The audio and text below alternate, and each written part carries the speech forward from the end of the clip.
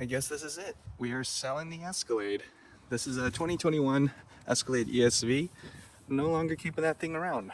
Why? Let's show you why over here. I bought probably one of the most clapped out Centuries, Toyota Centuries we can buy, and I just picked it up yesterday. Here it is. It looks fantastic on the outside, right? But I mean, these are old cars. They need some maintenance. They need a little bit of love. But this is what we're replacing the Escalade with. And you're gonna say, oh, this is 4-door, 5 people, whatever. It's not big enough. You're correct. So that's where the El Grande I showed you guys come into play. This thing has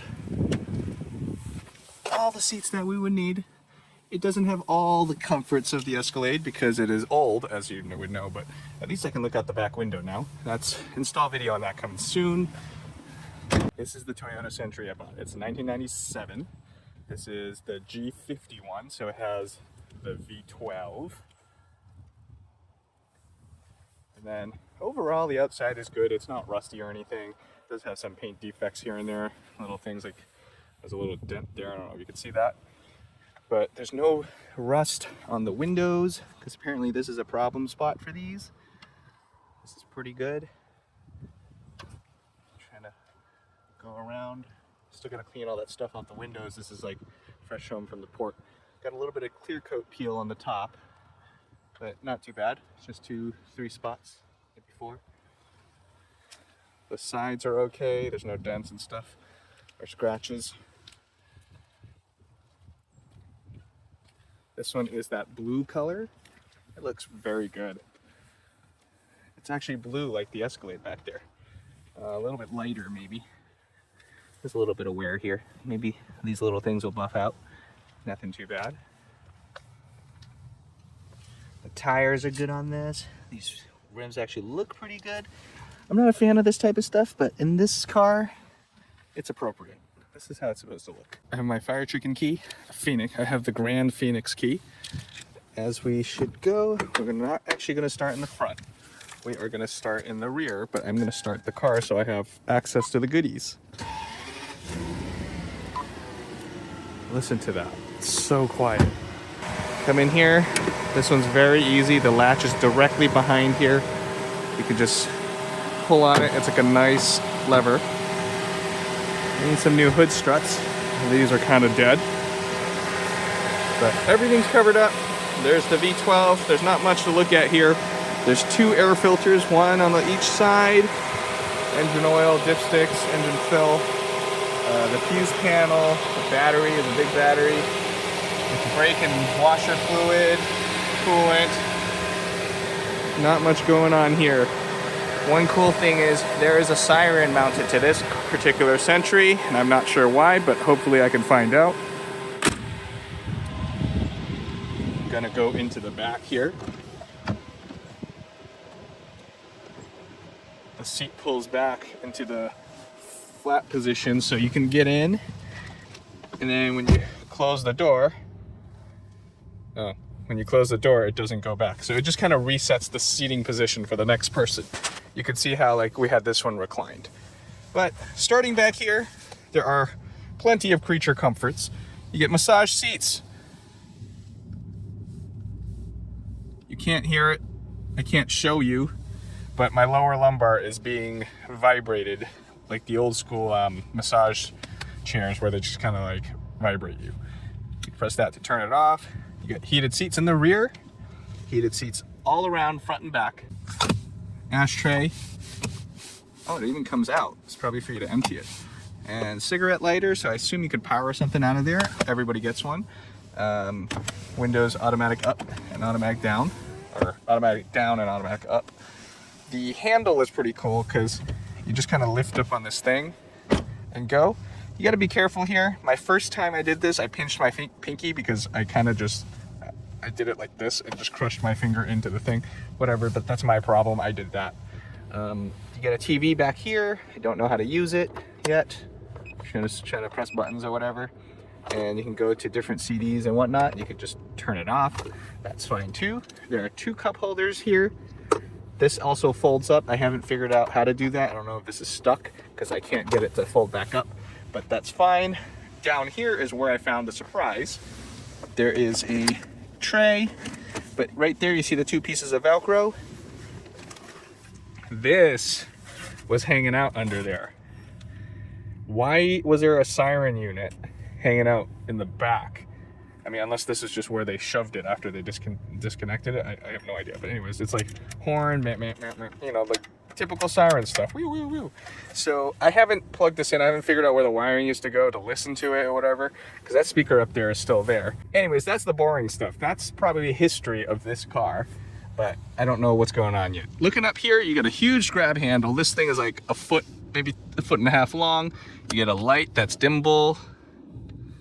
And this light seems to be burned out. It doesn't work. These lights work. These lights work, kind of.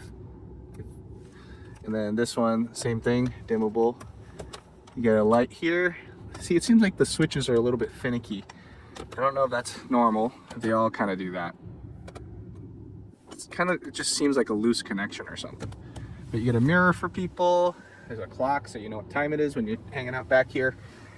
That's just kind of standard car stuff. The real cool stuff is right here. You fold this command thing down. You have access to something. I'm not sure what plugs into this. I'm gonna look that up. There's a cigarette lighter plug back here too for 12 volt. We also have another remote, probably. Is that for that? Oh, the batteries are probably dead, but okay. Anyways, this is the volume control, the CD, entertainment, whatever. This is where you get all the fun seat controls. I can make that passenger seat go front and back. I can recline it, whatever. I'll do that fun stuff. Now remember, all these seats here are power everything. So headrests can go up and down. This, I'm not sure what it does. I can't hear it do anything, so maybe a fuse is blown or something. They can recline, they can go back up. You can tilt the seat bottom up and down. So if you have like longer legs or something. There's also lumbar. If you can see that retracting, there's power lumbar. There's also memory control, so you can set it and you can remember and program, so whenever you get back in, you just press the button if someone messed with it. Over here, same controls for the seat I'm sitting in. The fun stuff is right here. I'm gonna take my shoes off because they're wet and dirty. The passenger side gets this pass-through hole, and you can just chill back here. I'm actually gonna recline the seat all the way down. Let's see what this is like. I actually didn't get the chance to do this yet until now. So I want that seat to go forward more. I want it to lift my legs higher or something. Oh, I can tilt myself up. Just imagine cruising down the road like this. This is awesome. I am fully reclined right now in this seat in the max reclined position. I'll sit it back up. There's plenty of room left, right, up, and down. So this is all the way back up. I'm pretty happy with this. The seat is very cushy. This doesn't do it justice. It's very soft. This is really nice. Coming back to this is where you kind of need Google Translate and stuff. I'm not sure what that does. That opens a flap or something behind me. I think this is for like air filtration or something, because I read about there's like a cabin air filter in the back. So I don't know which way is open or closed. This, what does this actually do? Nothing as far as I know. This turns on the system. Yep, you can hear music now.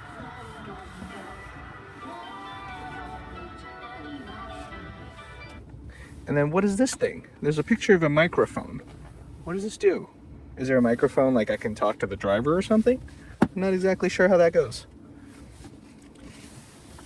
Some of these cars have like the cassette player and stuff in here, and obviously this cassette player is missing from my car, so that's gone. There's no pass-through to the trunk here, so you could just close this thing up and seat a fifth person. If you do that, obviously you lose access to all those controls, and then you can't do all this fancy stuff with your seats. If you're also carrying a fifth person, you probably can't be doing this either. And normally this would fold up, but I have no idea how it works. I don't know if it's broken. I don't have all the fancy options in here. There is a tray table I would love to have. There's no tray table here. I don't have that rear dome light, reading light thing. And obviously I don't have curtains. The rear ones would be power curtains, the side ones are manual slide. I think I went over everything back here. There isn't really anything else back here. It's just pure luxury of just relaxing. Let's get out and go to the front. I noticed my doors don't have soft closed doors either. These are nice, beefy, heavy doors. And they go clunk, but yeah. Mine doesn't have soft closed doors. These are really satisfying handles too. All right, this is the passenger seat. I'm gonna come in here. The ashtray is kind of gross in this one, so maybe they did smoke in here once upon a time. Over here, you have a similar setup with some buttons on the door, a little bit different. There's heated seats. This is a seat belt, and it makes it go up and down. Makes that go up and down for height adjustability. Door locks, lock and unlock. But that's it, there's not much in here. This seat is almost all the way forward. This seat has the standard controls over here, where you can go back, front, recline, whatever. However, if someone was not sitting there, the driver could do the same thing and adjust this seat forward and back to the rear passenger's comfort. Coming to the front here, there's this nice wood dash. This kind of concerns me because usually these kind of tear open from like this dash material and pop this out, unless this is like hinged and probably flops down or something, because like imagine getting this popping right into your face. So yeah, that's not nice. But I'm sure they have this all figured out. It's a Century. There's an open trim piece that goes somewhere. What is that?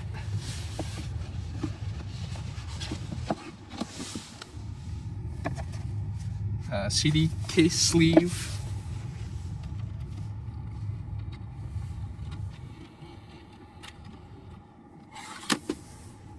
Yep, we got a full rack of CDs in here, straight from Japan. Put this back. But I don't have my book, I don't have anything. So, nothing else fancy in here. Get a little fold down cover to hide your stuff. Oh no. Okay, alright, that's a little bit janky. Nothing else, man. Nothing else.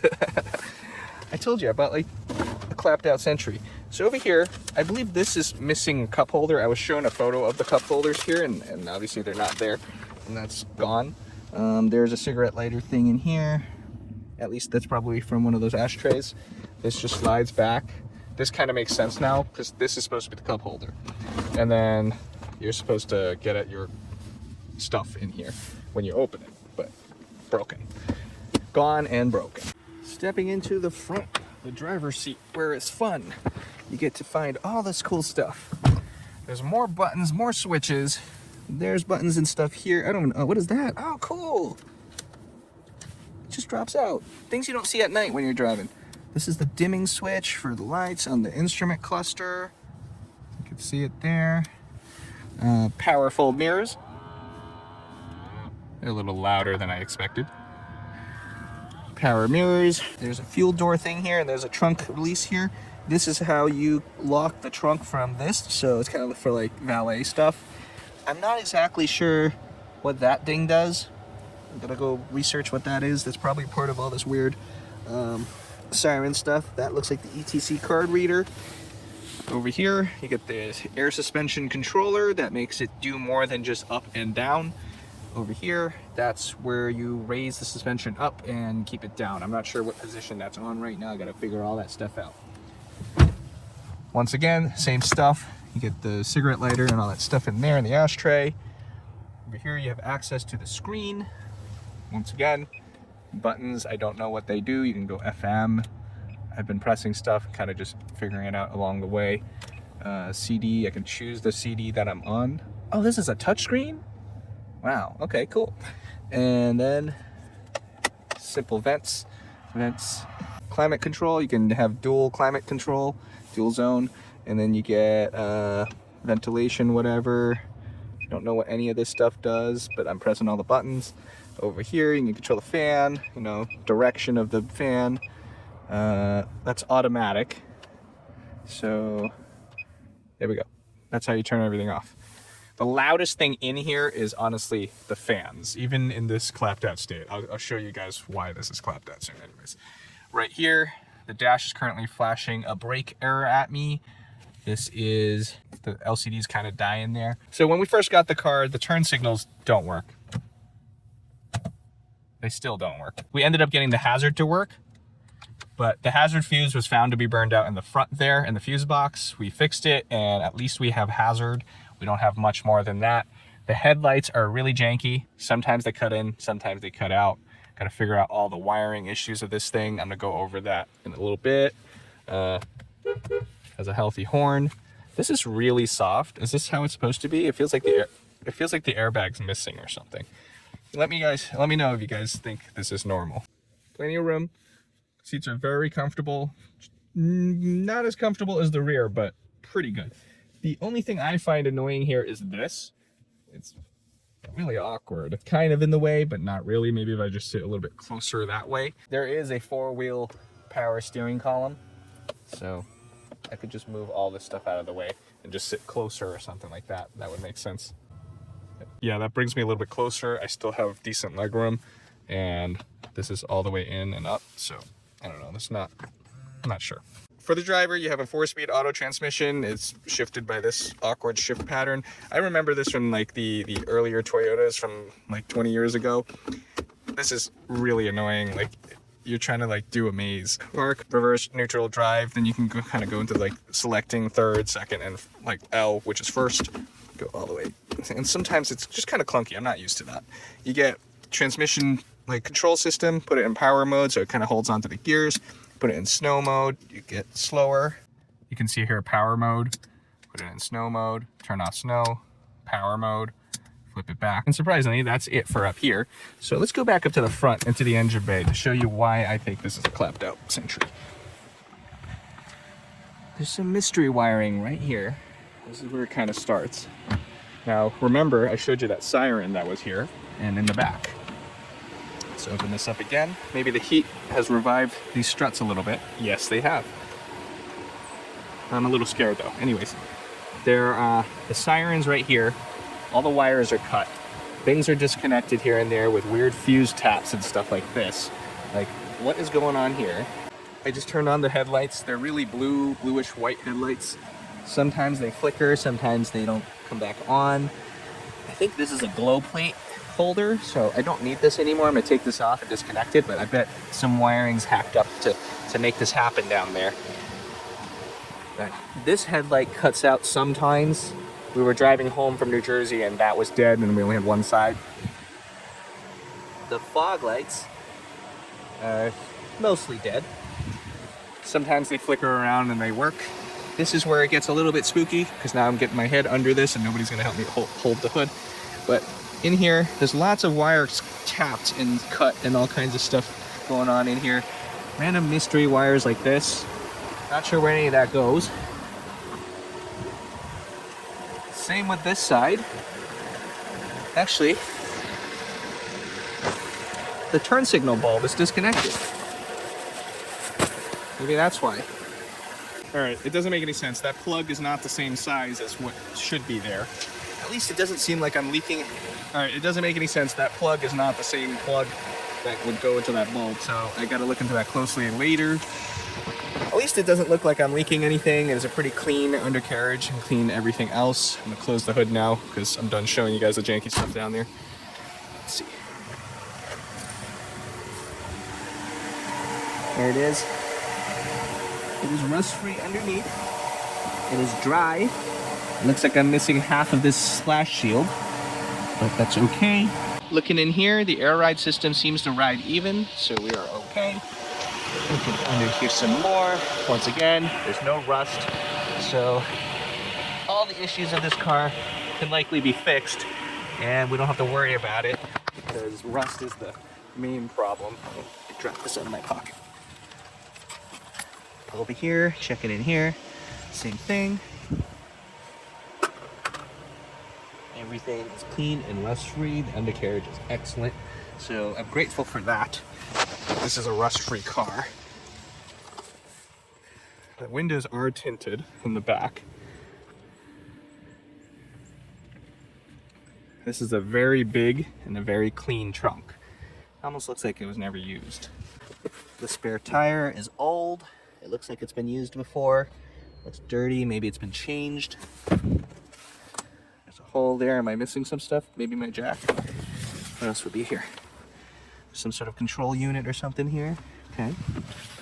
But that's it. Simple. What's this? Toolkit. Half of my toolkit is here. You get the tire iron and you get maybe a tire pressure thing. All right. Put that back. But that's it. Here you have a little hanger for some stuff. I think I only have one, but nothing else. Simple, simple. I do have a soft close trunk. Fancy. There's flat exhaust tips. That one is a little bent. That probably explains why this is cracked. Probably crunched something under there. That's the only bad, like, broken body panel. Thing over here should be pretty good. Same clean underbody. And let's go for a drive. I'm not going to take it too far, just because this has a safety issue in the front, and we risked our lives to bring this home from New Jersey. It drove most of the trip home up into Massachusetts, and then I hauled it back on the car hauler once I dropped off the AZ1 and the Acti. I'm just gonna kind of go down some neighborhood streets here. It is very quiet. The engine is buttery smooth. Suspension is buttery smooth. This rides better than my Escalade, even though the front control arms are about to fall off. The bushings are completely shot on the thing. So I'm gonna go down this bumpy street over here. You can kind of hear some knocking noises and stuff coming from the front wheels. If we go a certain speed, the steering wheel starts to shake. You can see the alignment's all messed up too. But just gliding over this. This is fantastic. This is what a luxury car should ride like. All luxury cars. I mean, aside from the sporty luxury stuff, but like fancy luxury, this is what it should be. I am floating over these things. It is fantastic. I'm still gonna go down the bumpiest street known to man here, and we're gonna see what it's like. Well, since I'm waiting, we forgot here. We do have sun visors. They do slide, that's cool. There's a little flap over here for the corner edge. And then you get that, the lights work. You get a little thing for when the sun comes through that little sliver there. But that's it.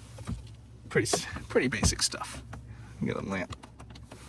Let's go down the bumpiest road known to man with 2 busted control arms and God knows what else.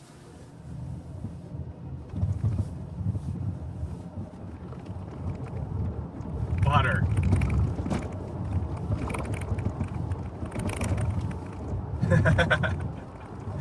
This is amazing. Amazing.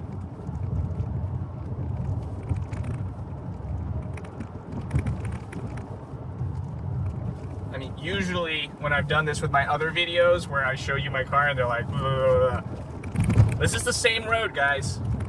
Amazing. This is amazing. I don't even know what to say. This is fantastic. I love this. I'm gonna pass this guy, go to a different section of the bumpy road. Ooh, that was probably the worst part of this. I'm not gonna do the jump. Not with the control arms the way they are. No. No. Oh, why am I even doing a turn signal? I can't.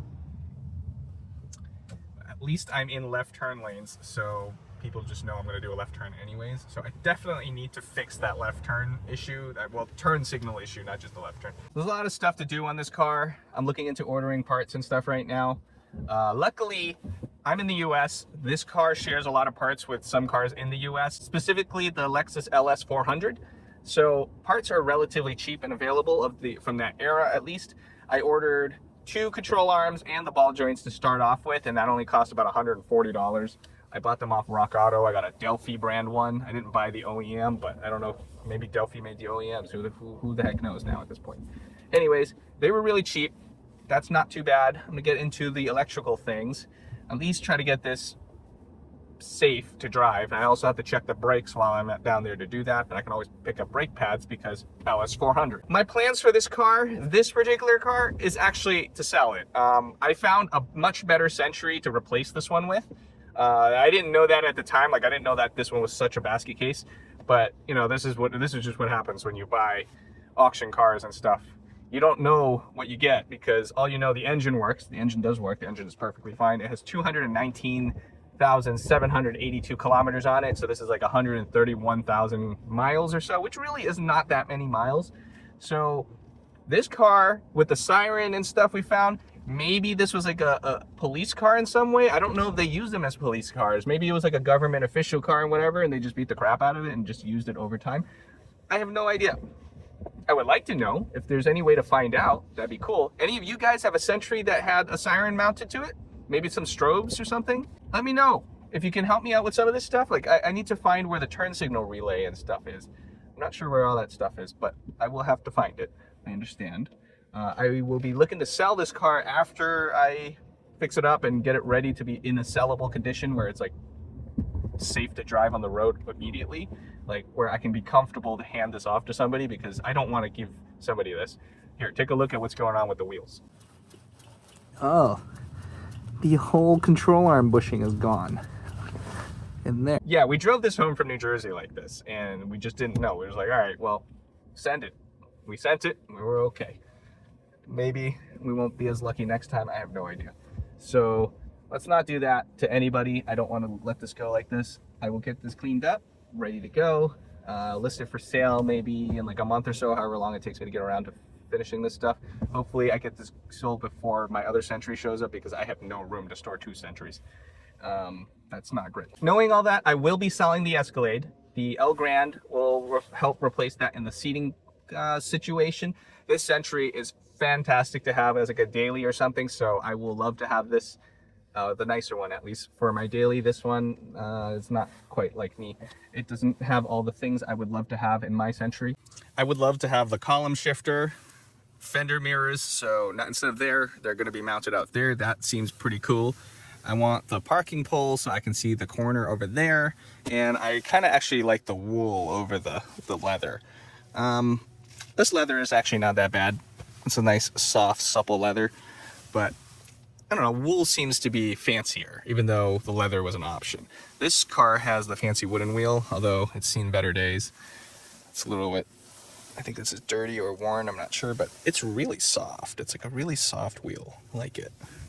Everything's really nice in here for what it is. Subscribe to see some Century repair videos that are coming. I will be doing the lower control arms and ball joints at minimum, that I know for sure. I'm going to try to figure out the wiring situation. We're going to check out the fuses and see if I can fix the siren thing and make that work again and figure out where they originally mounted it. Let me know in the comments below. I think this is a pretty clapped out Century, but maybe going over it, it's really not that bad now. Let me know what you think.